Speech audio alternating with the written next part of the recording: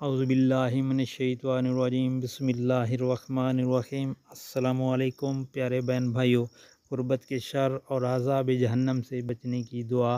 حضرت عائشہ رضی اللہ تعالی عنہا سے روایت ہے کہ نبی پاک صلی اللہ علیہ وآلہ وسلم ان کلمات کے ساتھ دعا مانگتے: بسم اللہ الرحمن الرحیم، اللہم انی اعوذ بک من فتنۃ النار وعذاب النار ومن شر الغنی والفقر۔ ترجمہ: اے اللہ، میں جہنم کے فتنے، جہنم کے عذاب اور دولت مندی و غربت کے شر سے تیری پناہ مانگتا ہوں۔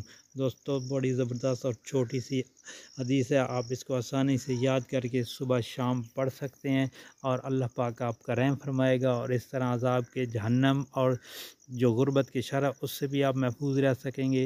اور آپ سے جو گزارش ہے، ریکویسٹ ہے کہ آپ اس حدیث شریف کو آگے دوستوں میں، عزیز و اقارب، اپنے گھر والوں کے ساتھ شیئر کریں۔ اللہ پاک آپ پر رحم فرمائے گا اور آسانیاں فرمائے گا۔ آمین۔